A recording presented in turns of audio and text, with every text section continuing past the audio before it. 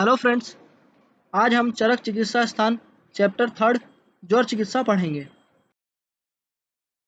यहाँ पर देह इंद्रिय मनःतापी सर्व रोग अग्रजो बली यह ज्वर के लिए आया है।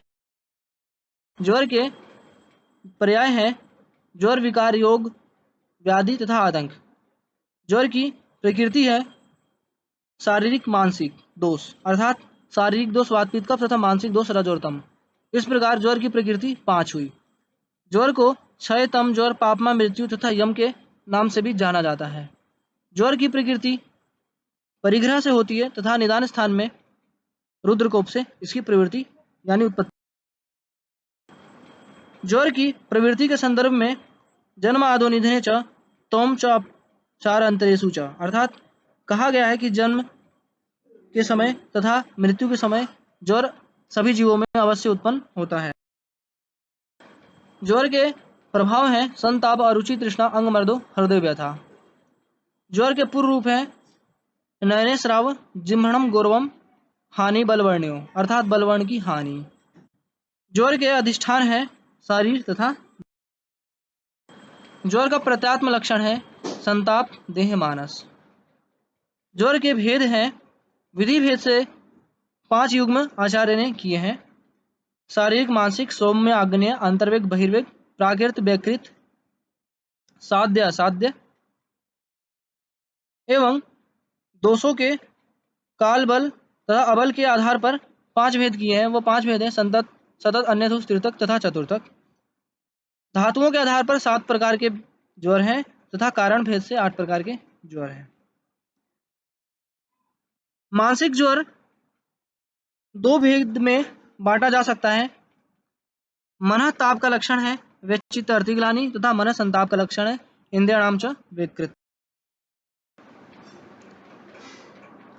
दोषों के भेद के आधार पर सौम्य तथा आग्नेय ज्वर 2 होते हैं। सौम्य ज्वर जिसमें शीत की इच्छा होती है, यह वात पित्त प्रधान होता है। अग्नि ज्वर जिसमें उष्ण वस्तुओं की इच्छा होती है, उसमें वात कफ प्रधानता होती है।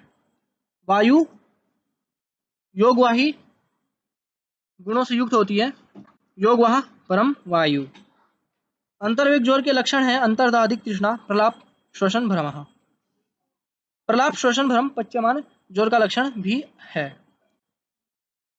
बहिर्वेग ज्वर का लक्षण है संतापोधिको, बाह्य तृष्णादिना च मार्दवम तथा यह बहिर्वेग ज्वर सुख साध्य होता है।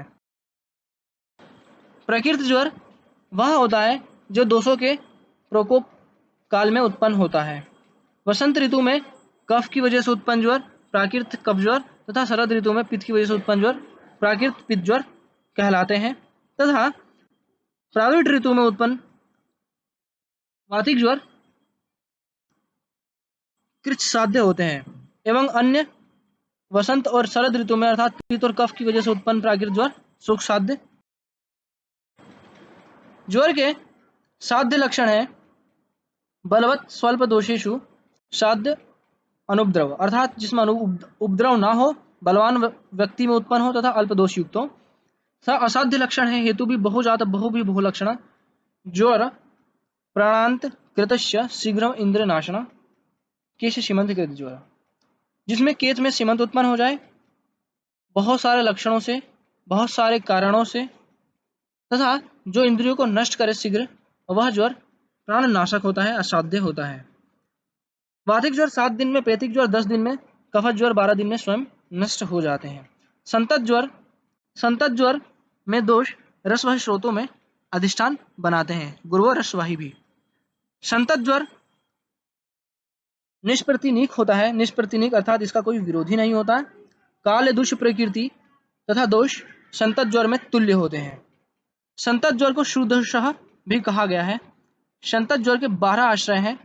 दोष धातु मल, मलों में श्वेत को छोड़कर मूत्र, पुरीष तथा 7 धातु तथा 3 वात पित्त कफ आदि दोष 12 आश्रय। संतत ज्वर को दुर्लभ उपशम कहा गया है तथा इसकी चिकित्सा प्रायः प्राग अवतर्पण। सतत ज्वर के बारे में, सतत ज्वर रक्त धातु में आश्रय बनाता है तथा सप्रतिनिक होता है। दिन और रात में 2 बार आता है, 2 काल अनुवर्तित है। अन्य दुष्ट ज्वर मेद वह स्रोतस में अधिष्ठान बनाता है तथा दिन और रात में एक बार उत्पन्न होता है। जनियत एक कालम अहर्निशि। तृतीयक ज्वर अस्थि में तथा चतुर्थक ज्वर मज्जा में स्थान संश्रय करता है। अन्य दुष्क प्रतिदिन उत्पन्न होने वाला ज्वर दिनम हित्वा तृतीयक ज्वर, दिन द्वय यो विश्रम में चतुर्थक ज्वर। एक दिन छोड़कर आने वाला ज्वर तृतीयक ज्वर, 2 दिन छोड़कर आने वाला ज्वर चतुर्थक। तृतीयक ज्वर 3 प्रकार के होते हैं। वात पित्त की प्रधानता से त्रिक में उत्पन्न होता है। पृष्ठ में उत्पन्न होने वाला तृतीयक ज्वर वात कफ प्रधान होता है तथा सिर में उत्पन्न होने वाला तृतीयक ज्वर वात पित्त प्रधान होता है। चतुर्थक ज्वर 2 प्रकार के होते हैं, श्लेष्म प्रधान तथा अनिल प्रधान। श्लेष्म प्रधान जंघा प्रदेश में स्थान संश्रय तथा अपने स्वरूप को उत्पन्न करता है तथा सिर में उत्पन्न होने वाला चतुर्थक ज्वर अनिल से उत्पन्न होता है। प्रायः सभी संतत अन्य जो तृतीयक चतुर्थक ज्वर सन्निपात से उत्पन्न होते हैं। धातुगत ज्वर के लक्षण है। रस धातुगत ज्वर का लक्षण है बहिताप, सांगमर्द, विजिह्वणा। रक्त धातुगत ज्वर का लक्षण है पीड़िका, तृष्णा तथा प्रलाप। मांस धातुगत ज्वर का लक्षण है अंतर्दाह, दुर्गंध, गात्र विक्षेप। मेद धातुगत ज्वर का लक्षण है श्वेत, तीव्रा, पिपास, सौगंध, असहत्व। अस्थि धातुगत ज्वर का लक्षण है विक्षेपणम च गात्राणाम श्वास च अस्थि गते ज्वरे। मज्जा धातुगत ज्वर का लक्षण है हिक्का, श्वास तथा काश, तम चाति दर्शनम, मर्म छेदो बहिषेत्य दह अंतस्य मज्जगे। शुक्र धातुगत ज्वर का लक्षण है प्राण, वायु, अग्नि, सोमस्य। अस्थि मज्जागत ज्वर कृच साध्य होता है। शुक्र धातुगत ज्वर असाध्य होता है। शेष ज्वर साध्य होते हैं। द्वंद्व ज्वर के लक्षण है वात पित्त ज्वर, शिरोरुक, पर्वण्याभेद, मूर्छा, भ्रम, अरुचि, स्वप्ननाश। वात श्लेष्म ज्वर का लक्षण है स्थैमित्य, पर्वणाम चरुक, स्वेद, अप्रवर्तनम, संताप, मध्य वेगस्य। श्लेष्म पित्त ज्वर का लक्षण है मुहुर्दाह, मुहुर्षिता, स्वेद स्तंभ, मुहुर्मूल, लिप्त, तिक्तास्यता। मुहुर्दाह, मुहुर्षिता श्लेष्म पित्त ज्वर का लक्षण है तथा सम सन्निपात ज्वर का लक्षण है शणेदाह, शणेशीतम। यह याद रखने योग्य। सन्निपात ज्वर के 13 भेद हैं तथा सम सन्निपात ज्वर के लक्षण है क्षणदाह, शणेशीतम, अस्थि संधि, शेररुजा, कंठे सुकेरिवावृता, परिदग्धा खरस्पर्शा, निंद्रनाश, हृदय व्यथा, स्वेद मुक्त पुरुषाणाम, चिरादर्शनम अल्पसा, गुरुत्वम उदरस्य। सन्निपात ज्वर की असाध्यता। दोष विविध नष्ट अग्नो सर्व संपूर्ण लक्षण। जिसमें दोष विबद्ध हो गए, अग्नि नष्ट हो गई है, संपूर्ण लक्षणों से युक्त, वह सन्निपात ज्वर असाध्य होता है तथा अन्य सन्निपात ज्वर कृच्छ साध्य होते हैं। आगंतुक ज्वर के 4 भेद हैं अभिघातज, अभिसंकज, अभिचारज, अभिशापज। अभिघातज ज्वर मुख्य रूप से वात और रक्त के दूषित होने से उत्पन्न होता है। तत्र अभिघातज वायु प्रायो रक्तम। काम, शोक, भय में वात की प्रधानता होती है, क्रोध में पित्त की प्रधानता होती है तथा भूत अभिसंग अर्थात भूत प्रेत आदि से उत्पन्न ज्वर में त्रिदोष की प्रधानता होती है। यह अभिसंगज, अभिशापज ज्वर के लक्षण हैं। ध्यान तथा श्वास में बहुलता यह काम ज्वर का लक्षण है। बाष्प बहुल शोकज ज्वर का लक्षण है। त्रास प्राय भय ज्वर का लक्षण है। बहुशरभम क्रोध ज्वर का लक्षण है। अमानुषम भूत आवेश की वजह से उत्पन्न ज्वर का लक्षण है। मूर्छा मदमोह दाह, मूर्छा मदमोह मद गलानी विष से उत्पन्न है।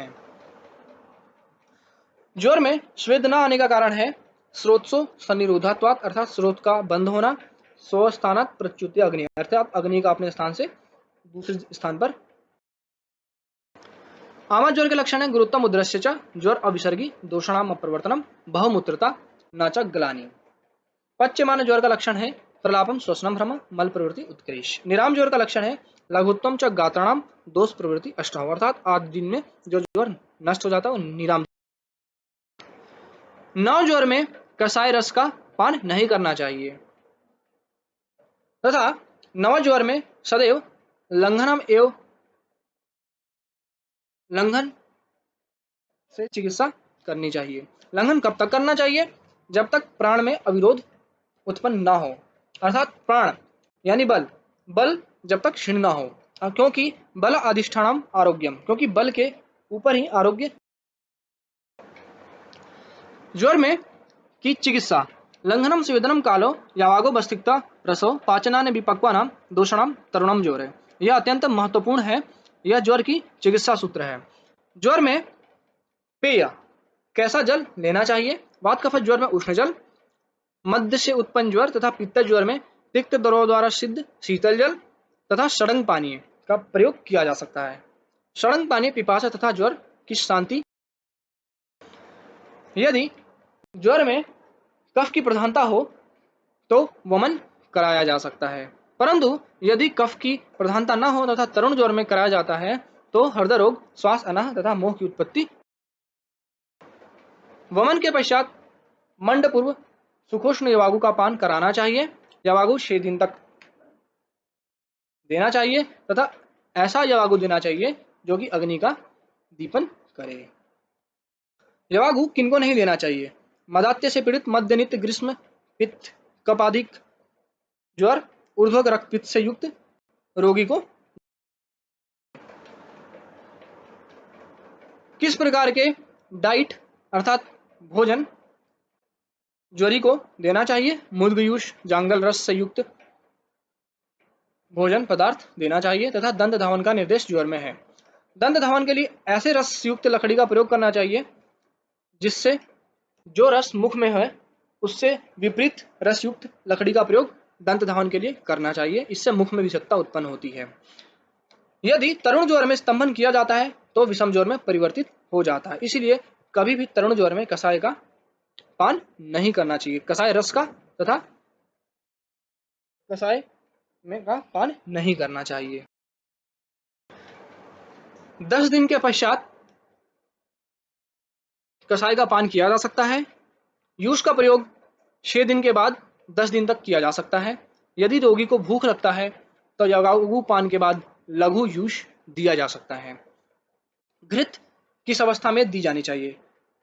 ऐसे ज्वर जिसमें कफ मंद हो तथा वात पित्त युक्त ज्वर हो उसमें सर्पीपान अमृत के सदृश होता है। कैसे ज्वरित में दूध का पान कराना चाहिए? जो ज्वरित दाह तृष्णा से युक्त हो तथा वात पित्त युक्त ज्वर से युक्त हो तथा जिसके मल बद्ध हो गए हों उनमें दुग्ध का पान कर। किसमें विरेचन कराना चाहिए? ऐसे रोगी जिसमें बल मांस क्षीण ना हुए हों तथा अग्नि वृद्ध हो उनमें विरेचन का प्रयोग करना चाहिए। किनमें निरूह का प्रयोग करना चाहिए? ऐसे रोगी जो कि क्षीण हो गए हों उनमें ना ही वमन और ना ही विरेचन कराया जा सकता है। ऐसे रोगी में निरूह बस्ती का प्रयोग किया जा सकता है, क्योंकि निरूह बस्ती पक्वाशय में स्थित 3 वात पित्त कफ आदि दोषों को हरण करती है। अनुवासन बस्ती का प्रयोग किस ज्वरित में किया जाना चाहिए? पुराण ज्वर में, कफ पित्त युक्त ज्वर में जिसमें अग्नि प्रबल हो, दृढ़ अग्नि में, रुक्षबद्ध पुरुष युक्त पुरुष में अनुवासन बस्ती का प्रयोग करना। कैसे रोगी में मूर्ध विरेचन का प्रयोग करना चाहिए? गौरव शीर्षी शूल विबद्ध इंद्रियेषु च, इस अवस्था में मूर्ध विरेचन का प्रयोग करना चाहिए। किस प्रकार का भोजन रोगी को देना चाहिए? रक्तशाली, पुराणशाली, षष्टिक से युक्त भोजन करना चाहिए।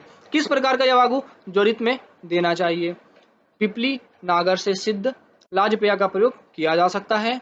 यदि रोगी को अम्ल रस की आकांक्षा है तो दाड़िम और आमली और सुंठी यानी नागर से सिद्ध यवागु का पान किया जा सकता है। यदि रोगी को पार्श्वबस्ती सिरों में रुझा है तो सौंदृष्टा कंडकारी से सिद्ध यवागु का प्रयोग। ज्वर अतिसारी को कृष्णपर्णी बलाबिल्व नागर उत्पल धान्यक से सिद्ध यवागु। काश्वास हिक्का से युक्त रोगी को बिदारी गंधा से सिद्ध यवागु। बद्धवर्च से युक्त रोगी में पिपली आमलकी से सिद्ध यवागु। परिवकर्तिका में बला वृक्षाम्ल कोल अम्ल कलसी धावनी से सिद्ध यवागु। अश्वेद युक्त ज्वरित में नागर आमल की सिद्ध यवागु का पान। किस प्रकार का यूष रोगी को दिया जा सकता है? मुद्ग, मशरूर, चणक, कुलथ, मुकुष्ट से सिद्ध यूष। किस प्रकार का शाक रोगी को देना चाहिए? पटोल पत्र, सफलम, कुलकम, पापचेलिकम, कोटकम, कठिल्लिकम च विद्यात् शाके ज्वर हितम। किस प्रकार का मांस रस रोगी को दिया जाना चाहिए? लवान, कपिंजल, इण, चकोर आदि है। अनुपान के लिए रोगी में ज्वर से युक्त रोगी में उष्ण जल यानी धर्माम्बु का प्रयोग किया जा सकता है, जिसे मदिरा साथ में उसे मद भी दिया जा सकता है। किस प्रकार का आहार ज्वरित में नहीं दिया जाना चाहिए? गुरु उष्ण स्निग्ध मधुर कषाय युक्त आहार नवज्वर में नहीं। विषम ज्वर नाशक कषाय क्या है? कलिंगादि, संतत ज्वर में, सतत ज्वर में पटोलादि, अन्य दुष्क में निम्बादि, तृतीयक में किरातिक्तादि, चतुर्थक ज्वर में गुड़ुच्यादि कषाय का प्रयोग किया जाना चाहिए। बृहत्यादि गण से युक्त क्वाथ को आचार्य ने सन्निपात ज्वरापा। घी का प्रयोग आचार्य ने ज्वर में अमृत के सदृश बोला है।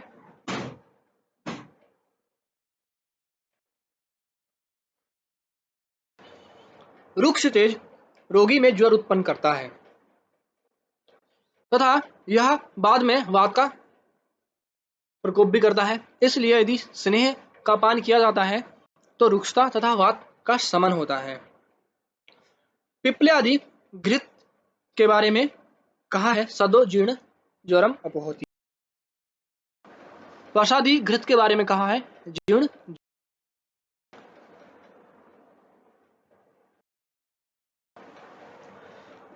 शीरपाक, 3 प्रकार के शीरपाक का वर्णन यहां पर है। काश श्वास शिराशूल में पंचमूली सिद्ध शीरपाक, परिकर्तिका में अरंडमूल युक्त शीरपाक, बद्ध मूत्र विबंध में त्रिकंडकादि शीरपाक, पिपाशा ज्वर नाशन में नागरादि शीरपाक। इस 4 प्रकार के शीरपाक का वर्णन यहां पर किया गया है तथा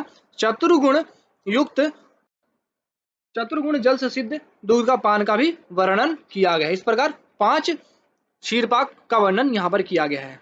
शीर के बारे में कहा गया है जीर्ण ज्वराणाम सर्वेषां पयः प्रशमं परमम्। 3 प्रकार की निरूबस्ती है, पटोलादि निरूबस्ती, आरगवदादि निरूबस्ती, गुड़ुच्या प्रकार के अनुवासन बस्ती है, जीवंत्यादि अनुवासन बस्ती, पटोलादि अनुवासन बस्ती, चंदनादि अनुवासन। शिरोविरेचन के लिए नावनिक तेल मात्र 7 अध्याय में बताया गया नावनिक तेल का प्रयोग बताया गया है, वह अणु तेल है। एक्सटर्नल एप्लीकेशन यानी बही परिमार्जन के लिए शोधघृत एवं चंदना आ सकता है। चंदनादि तेल का रोगाधिकार ज्वर है। इसमें मुख्यतः प्रयोग किए जाने वाले द्रव्य शीतल है। रोगी के दाह शमन के लिए हेमशंख प्रवाल मणि नाम मौक्तिकस्य चंदन उदक शीता नाम संस्पर्श अनुरसान स्पृश्येत। अर्थात हेमशंख प्रवाल मणि मुक्ति आदि का स्पर्श रोगी के दाह संधि के लिए। अर्गुणवादी तेल का रोगाधिकार ज्वर है। अर्गुणवादी तेल के मुख्यतः अधिकतर द्रव्य उष्णवीर्य। किन ज्वर में लंघन नहीं करना चाहिए? वातज, श्रमज, पुराण ज्वर, छतज ज्वर में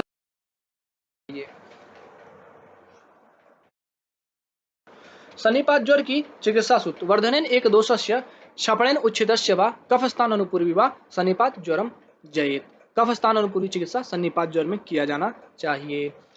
सन्निपात ज्वर संत्य कर्णमूल्य सुधारण है। सन्निपात ज्वर के अंत में कर्णमूली शोथ उत्पन्न हो जाता है। इसकी चिकित्सा है रक्तावसेचन, सर्पीपान, कफ पित्तघ्न चिकित्सा, नावन और कफ। यदि शीतोष्ण स्निग्ध रूप से चिकित्सा करने के बाद भी ज्वर शांत ना हो तो आचार्य ने रक्त मोक्षण का वर्णन किया है। किस ज्वर युक्त पुरुष में घी पान करना चाहिए? विसर्प, अभिघात, विस्फोट तथा ऐसी रोगी जिसमें कफ पित्त प्रधानता ना हो, ऐसे रोगी में घृत का पान करना चाहिए। तृतीयक तथा चतुर्थक ज्वर में साधारण कर्म करना चाहिए। साधारण कर्म में देवपाश्रय तथा युक्तिपाश्रय चिकित्सा आती है। प्राय विषम ज्वर में आगंतुक निदान का अनुबंध अवश्य होता है। विषम ज्वर में कुछ द्रव्य जिन्हें रोगी को सेवन करना चाहिए वह है त्रिफलाक्वाथ, गुड़ुचि स्वरस, नील अजगंधा, त्रिवृत, कटुरोहिणी, षटपल सर्पी। गुल्म प्रकरण में बताया गया षटपल सर्पी का पान। विषम ज्वर में कुछ सेवन करने योग्य द्रव्य है पिपली, त्रिफला, दधि, तक्र, सर्पी, पंचगव्य, पय अर्थात दुग्ध। तिल तेल में सिद्ध रसोन यानी लहसुन का प्रयोग खाने से पूर्व किया जा सकता है। 2 प्रकार के नस्य हैं, हिंगू व्याधिवशात सेंधव के साथ मिश्रित 1, दूसरा पुराण सर्पी सिंहवशात तथा सेंधव के साथ मिश्रित 2, ये 2 नस्य हैं। तथा धूपन के लिए, विषम ज्वर में धूपन के लिए पलंकस, नीमपत्र, वचा, कुष्ठ, हरितकी, सरसप, यव, सर्पी से मिक्स करके इसे विषम ज्वर में। तथा मातृगण, ईश्वर आदि की उपासना, विष्णु सहस्त्र नाम का पाठ किया जा सकता है। धातुगत ज्वर की चिकित्सा अत्यंत महत्वपूर्ण है। रस धातुगत ज्वर में वमन, उपवास, रक्त धातुगत ज्वर में सेक, प्रदेश, शमन, मांस में धातुगत ज्वर में विरेचन, उपवास, अस्थि मज्जागत ज्वर में निरूह तथा अनुवासन बस्ती किया जाना चाहिए। शुक्र धातुगत ज्वर असाध्य बताया है, अस्थि मज्जागत ज्वर किस साध्य बताया है, शेष ज्वर सभी प्रकार के अभिचार्य तथा विसंगत ज्वर में देवोपासना चिकित्सा की जानी चाहिए। अभिघातक ज्वर में सर्पीपान, रक्तावसेचन, सातमेय मांस रस का पान, यदि मध्य सात में है तो मदिरा सेवन, तथा छत जिसमें उत्पन्न हो गया उसमें छत की चिकित्सा करनी चाहिए। कामशोक भय ज्वर में आश्वासन, वायु नष्ट करने की चिकित्सा, हर्षण कर्म करना चाहिए। क्रोधक ज्वर में पित्तनाशक चिकित्सा करनी चाहिए।